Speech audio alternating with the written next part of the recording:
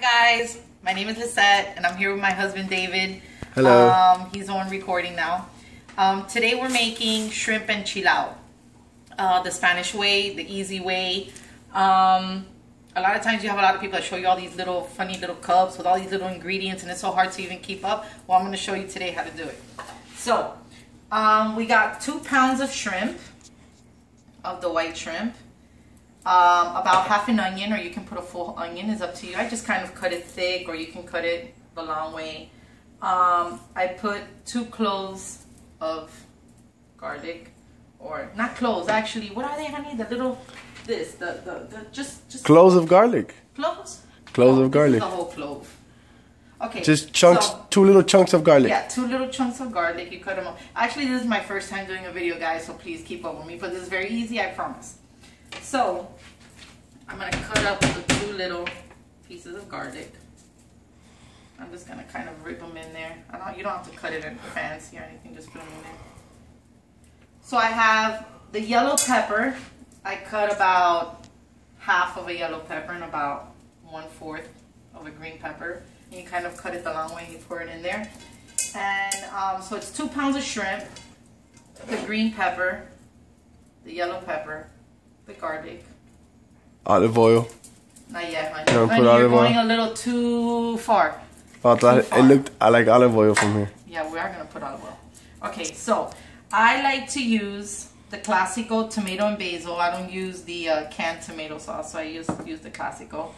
I like to use what we call comino, but it's cumin and it's badilla. I like to use garlic, badilla.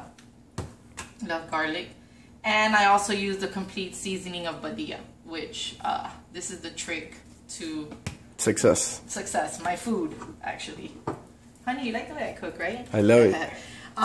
Also here, we like to put lobster in our enchiladas. So my husband got mad at me earlier because I cut them.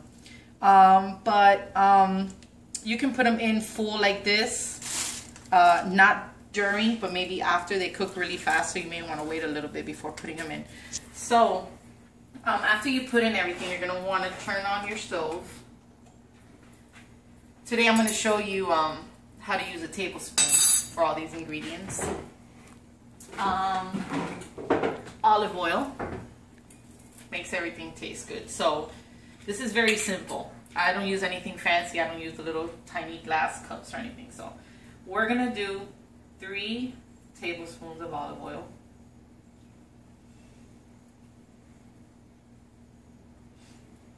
3 tablespoons. And then salt. You don't want to put too much salt because you're going to put a lot of the badilla, but if you want, just kind of fill your spoon up a little bit. A little bit of salt. You know, just kind of wet it. And then kind of just stir it in.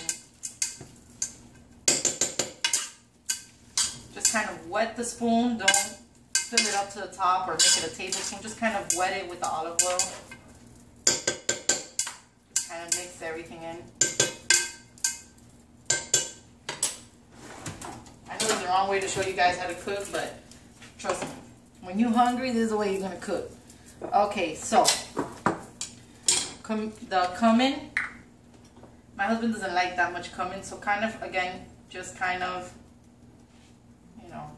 kind of wet the spoon a little bit. You're still good. Oops, sorry. I'm a little nervous. Just kind of wet the spoon a little bit and kind of, turn it. Just kind of get it in there. Cumin brings out the flavor in red sauce. A lot of times people don't read this, but this is pretty fun, I think. If you read the back of the little seasonings, it'll kind of tell you what the seasoning does, so it's pretty cool. So this brings out the flavor of anything that you use with red sauce. Right, honey? Remember I told you that? Yep. You thought I was crazy. Okay. Let me clean this up a bit. Not it'll burn and it'll smell funny. Okay. So we'll let that simmer a little bit.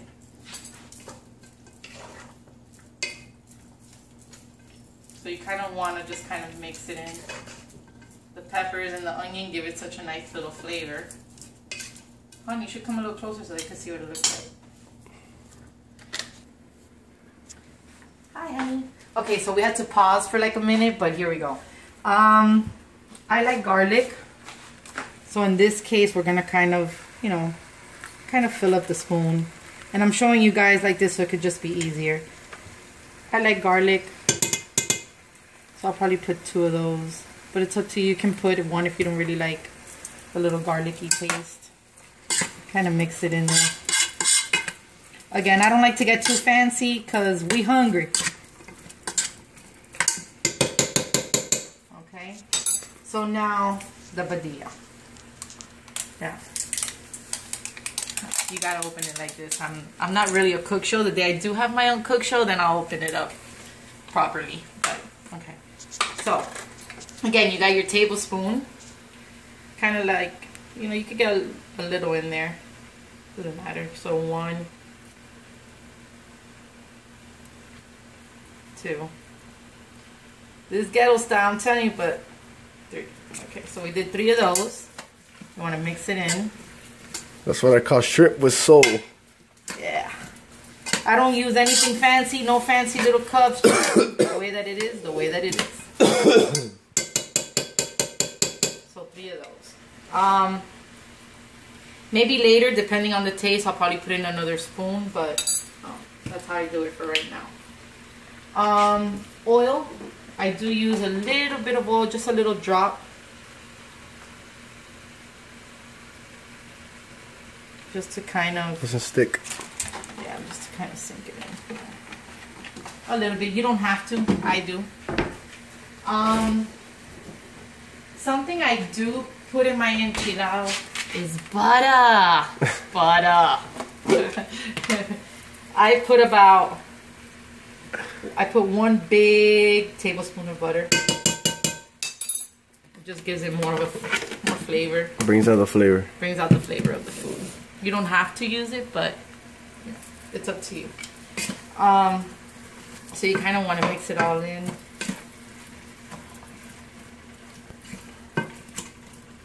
You want to lower it maybe to like 7. Shrimp cooks really fast. Are you gonna put some of that red wine?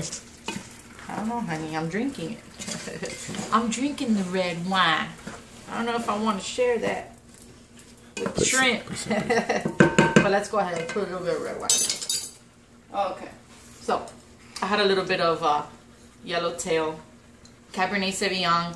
You can use any type of wine you want. So we're gonna put a little bit of red wine. Maybe like 2 tablespoons. I know that's 2 tablespoons because I drink it, so I know what 2 tablespoons are. And then you have white cooking wine. White cooking wine, you can get it anywhere. This you may just want to put 1 tablespoon. Sorry, I'm not working with a teaspoon. Just kind of let some fall in there. That's fine. Yeah, kind of gives it a little taste. You don't need anything fancy. You don't need little glass cups. You don't need anything like that. So, honey, come, let's show them what it's starting to look like. Okay, honey, he just handed me the claw. Okay. No, honey, I don't like cooking with this. That makes it weird. Anyways. So, honey, you want to show them what it's starting to look like? It smells really, really good. What does it smell like, honey? It smells delicious. Okay, so that's what it's starting to look like. So you kind of want to let it simmer. So we had the white wine. You put in the 2 or 3, I put in 3 of the complete seasoning. You definitely have to get this. This is the trick to all trades. The garlic, definitely. Which I believe you can put 2 tablespoons of garlic, or it's up to you if you like garlic or not. And this is going to be your last ingredient. The lobster still doesn't go in yet. We give it like, honey, can you face over here so you can see the lobster tail? You don't put them in yet till you put in the red sauce, because then it catches in the flavor. But I guess my husband wants me to put it in now, so we'll put it in now. All right, so we're just gonna throw them in there, and of course we did wash them before putting them in. Get that flavor. So you could put that in there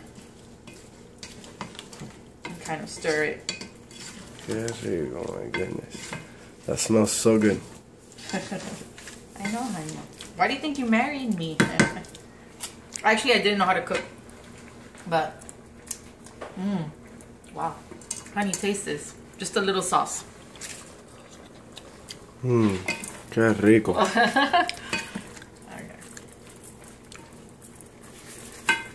Alright. So now you want to open up your sauce. You don't have to get the classical tomato basil. I just like it. Oh, I'm gonna open it, honey. Go. I could have opened it. Okay, so I like to use classical, but you can use anything you want.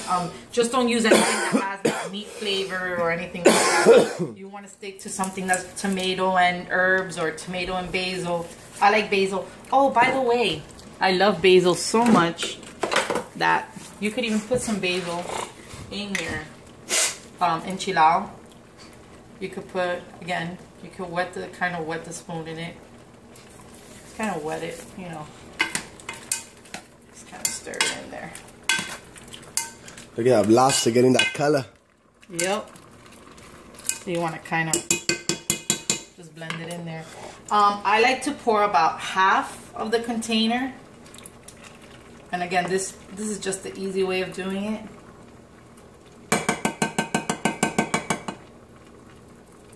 There you go. I saved the rest for maybe when we have pasta day or something. But it's so good. I love classical. So then, that's good. So and I kind of stir it in. And this is what's going to make your enchilado red.